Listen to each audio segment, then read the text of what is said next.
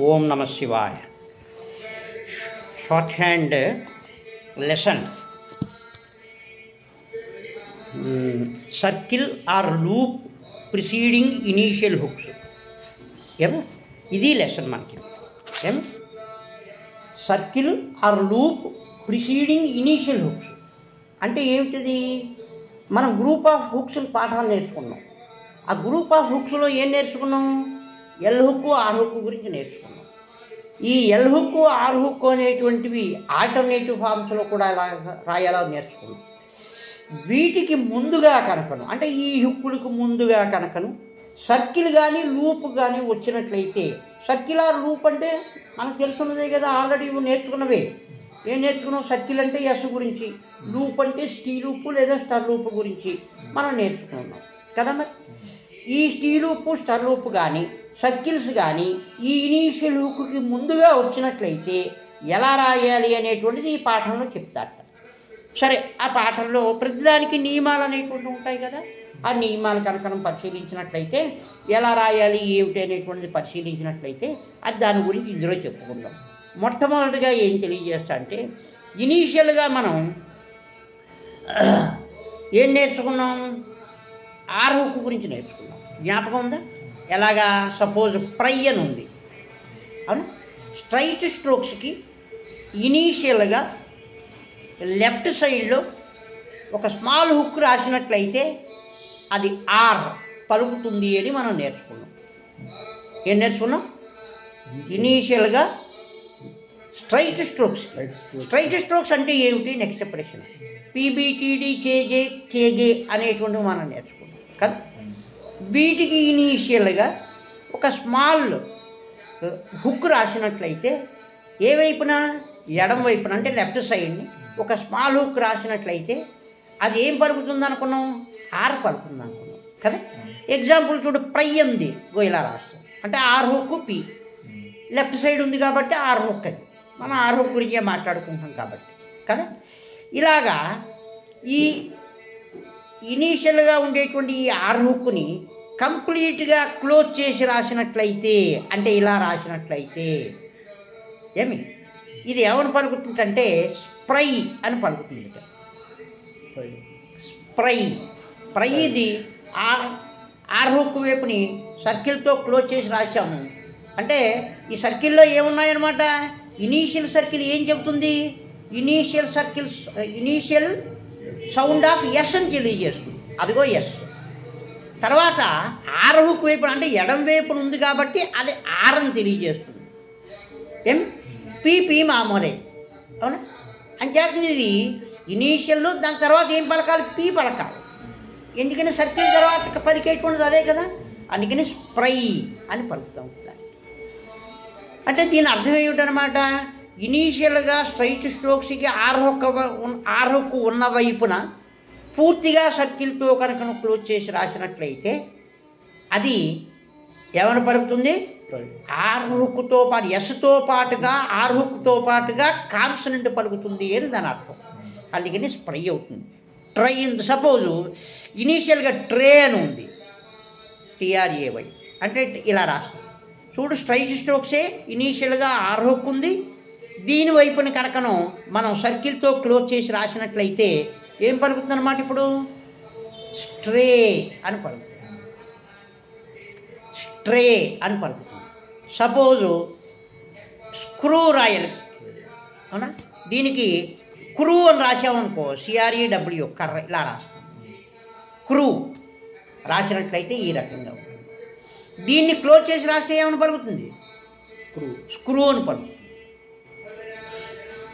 అది ఇక్కడ గమనించాలి, ఓకేనా? అది మనం ఈ రకం, అంటే ఇనీషియల్గా. అయితే ఇనీషియల్గా స్మాల్ సర్కిల్ ఒకటే కాదు, లార్జ్ సర్కిల్ కూడా రాయొచ్చట. సపోజ్ ఈటర్ అని వచ్చింది అన్నప్పుడు ఇలా రాస్తాం. ఇదే లార్జ్ సర్కిల్ పెట్టి రాసామనుకో ఏమవుతుందన్నమాట? ఇనీషియల్గా లార్జ్ సర్కిల్ రాస్తే ఏం పలుకుతుంది అనుకున్నాం గతంలో? ఇనీషియల్గా లార్జ్ సర్కిల్ రాసినట్లయితే ఏం పలుకుతుంది? స్వా అని పలుకుతున్నాను, అవునా? స్వా అనే సర్కిల్ పలుకుతుంది. ఇప్పుడు ఇక్కడ ఏమవుతుందన్నమాట? ఈటర్ లార్జ్ సర్కిల్ పెట్టాం, ఏమవుతుంది? స్వీటర్. ఈయన ఓవులే ఈటరే కదా, స్వీటర్ అయింది. అర్థమైంది. అంచేతను ఇనీషియల్గా ఆర్ హుక్ వైపున క్లోజ్ చేసి రాసినట్లయితే ఇనీషియల్గా సర్కిల్ రాయొచ్చు, లార్జ్ సర్కిల్ రాయొచ్చు, స్టీలూప్ కూడా రాయొచ్చు. అంటే ఎలాగంటే స్టీలూప్ అనేటువంటిది అట్టర్ అనే పదం ఉందనుకో, టర్ రాస్తాం ఇలా.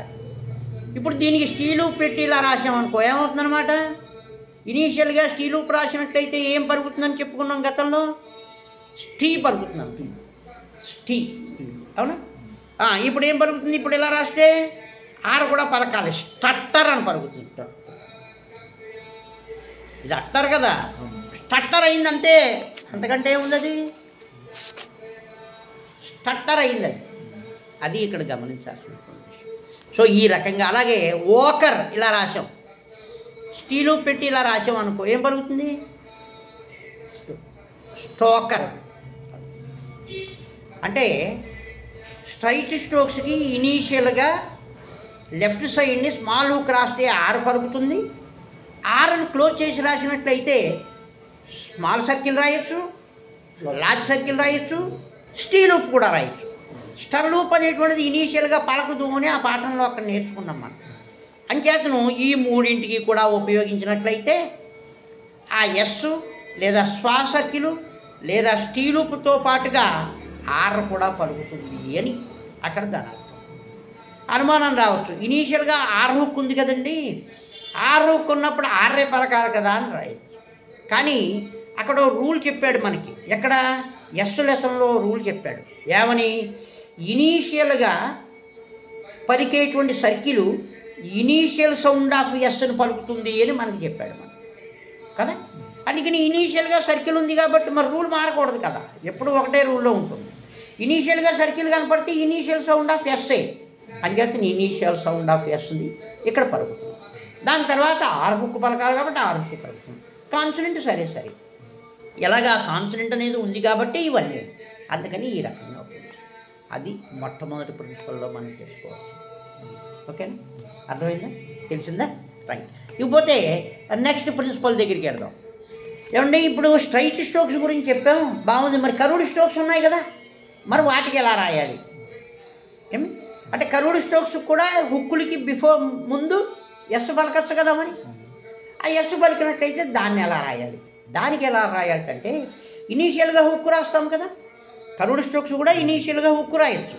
అవునా, ఆ హుక్కుకి లోపల చిన్న సర్కిల్ రాసినట్లయితే అది ఎస్ అనే ధ్వని పలుకుతుంది. దానికి లార్జ్ హుక్కు స్టీల్ హుక్కు రాయడం కుదరదు, ఒక్క స్మాల్ సర్కిల్ రాయడానికే కుదురుతుంది. అంటే ఎస్ సౌండ్ ఒక్కదాన్నే రాయడానికి కుదురుతుంది. ఫర్ ఎగ్జాంపుల్ ఆఫర్ అనే పదం ఉంది, ఓఎఫ్ఎఫ్ఈఆర్, ఫర్ రాస్తాం ఇలాగ. ఏమి ఇప్పుడు సపోజు సర్కిల్తో కూడుకుని రాసా, అది ఒక సర్కిల్ అలా రాస్తాం, చిన్న హక్కు రాయాలన్నమాట. ఇలా రాసామనుకో ఇది సఫర్ అవుతుంది. ఇది ఆఫర్, సర్కిల్ పెట్టాం కాబట్టి సఫర్ అయింది. ఎందుకని ఇనీషియల్ సర్కిల్ ఎస్ సౌండ్ని ప్రారంభంలో తెలియజేస్తుందని అనుకున్నాం కాబట్టి ఆ రకంగా పడుతుంది. సఫర్ ఐ మీన్ సెవర్ అని రాయాలి సపోజ్, సర్క్లెస్ విఆర్ అలా. అంటే హుక్కు లోపల సర్కిల్ రాయాలి. ఈ సర్కిల్ చుక్కలా ఉండకూడదు, చక్కగా పెన్సిల్ షార్ప్గా ఉండి సర్కిల్ లాగే ఉండాలి. మరి చుక్కలా కనపడితే ఇబ్బంది అవుతుంది. సపోజ్ దేనికైనా కలిపి కూడా రాయొచ్చు వీటిని. డెసీవర్ అని వచ్చింది, డిసిఐవిఆర్.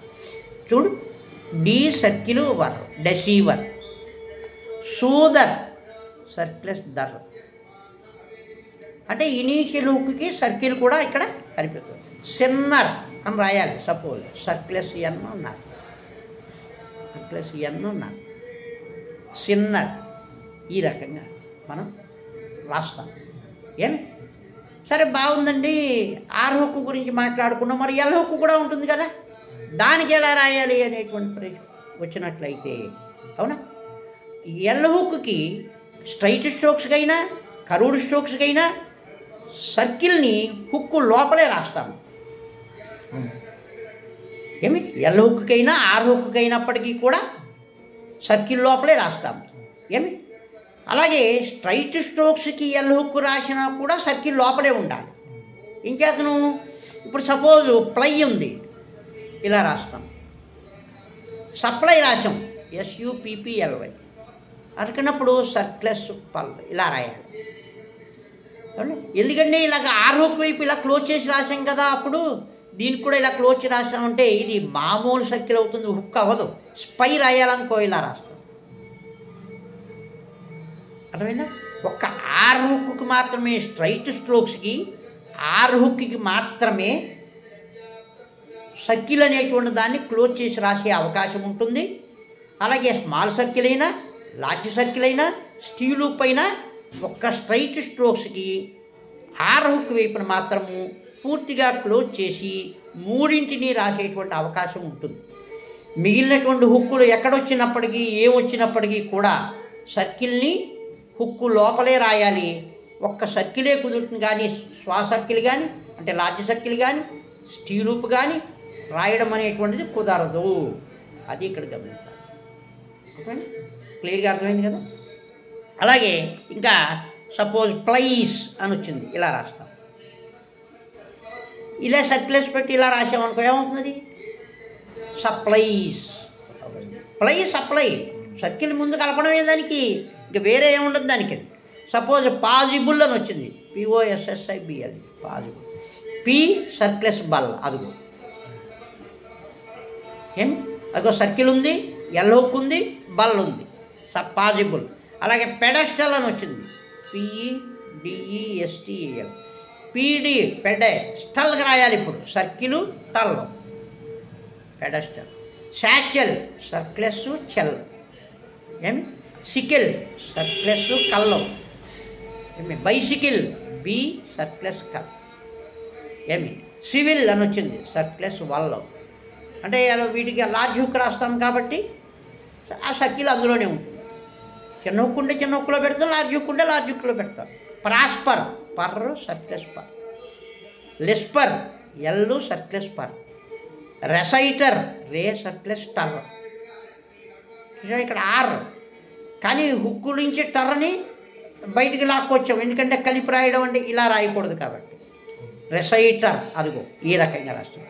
వైజాకర్ ఇదిగో వైజాకర్ ఈ రకంగా రాస్తాం, వైజాకర్. సో ఈ రకంగా రాయాల్సి ఉంటుంది. అది ఇక్కడ మనకి చెప్పేటువంటి, అంటే ఇందులో అన్నీ వచ్చేసి ఆల్మోస్ట్ దెన్ అది ఇక్కడ మనకి. ఇకపోతే థర్డ్ ప్రిన్సిపల్లో ఏం తెలియజేస్తాడంటే మనకి కొన్ని పదాల్లో మనకి ఎల్ని క్లియర్గా రాయడం కుదరదు. ఎల్ని అంటే ఎల్ హుక్ను రాయడం పూర్తిగా కుదరదు.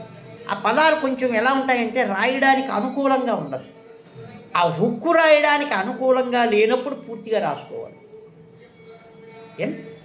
ఎగ్జామ్షన్స్ అన్నింటికీ ఉంటాయి కదా. ఎల్ హుక్కుని కొన్ని సందర్భాల్లో క్లియర్గా రాయడం కుదరదు, అది తిరగదన్నమాట హుక్కు రాయడానికి. అంటే సర్కిల్ ఎల్లోను ఇక్కడ దీని అర్థం. ఎల్ అంటే ఎల్ ఒకటి అని కాదు, సర్కిల్తో కూడినటువంటి ఎల్ని రాయడం సాధ్యం కాదు. అటువంటిప్పుడు పూర్తిగా రాసుకోవాలి పదాలు. ఫర్ ఎగ్జాంపుల్ చూసినట్లయితే అన్సాడల్ అనే పదం వచ్చింది. అన్సాడల్ అన్నప్పుడు అన్ను సర్క్లెస్ డల్ రాయాలి, సర్కిల్ రాసాం. మరి డల్ ఎలాగ ఇక్కడి నుంచి మళ్ళీ ఇలా అంటాం, కుదరదు కదా, ఇక్కడ కన్వీనియంట్గా లేదు కదా, అందుకని పూర్తిగా ఇలా రాసుకోవాలి. ఇప్పుడు డల్ రాయాలి, సర్కిల్. సాడల్ ఉంది, ఇలా రాస్తాం. ఇప్పుడు అన్సాడల్ ఇలా కలిపామనుకో మరి ఏమైంది, కలిసిపోరా, కన్వీనియంట్గా లేదు కదా. It is not a easier joining for that word కదా. మరి అందుకని ఏం చేయాలి, అన్సాడల్ అన్నప్పుడు పూర్తిగా ఇలా రాసుకోవాలి. మ్యూజికల్ రాయాలి, MUSICAL అన్నప్పుడు మ్యూజీ రాసాం, అవునా. కలర్ రాయాలి, ఎలా రాస్తాం, మళ్ళీ ఇలా వెనక్కి వస్తామా, రాము. వెనక్కి వచ్చేటువంటి ఇది సాధ్యమైనంత వరకు సాధ్యంగా ఉండవు, అన్నీ ముందుకు వెళ్ళేలాగే ఉంటుంది. అంచేత మ్యూజికల్ అన్నప్పుడు MU_KL ఇది మోస్ట్ కన్వీనియంట్గా ఉంటుంది కాబట్టి ఈ రకంగా రాస్తాం. సపోజ్ ఫోర్సిబుల్ అని వచ్చింది, F సర్క్లెస్ ఫోర్స్ అయింది. ఇప్పుడు బల్ రాయాలి, మళ్ళీ ఇలా వెనక్కి ఇలా పెడతామా, మరి ఎల్లుకి రావాలంటే ఇలాగే రాయాలి కదా, కుదరదు. అందుకని ఫోర్సిబుల్ ఈ రకంగా రాయాలి. అంచేతను ఒకవేళ ఏ పదానికైనా హుక్కు రాసి సర్కిల్తో కూడిన హుక్కు రాయడానికి వీలు లేనప్పుడు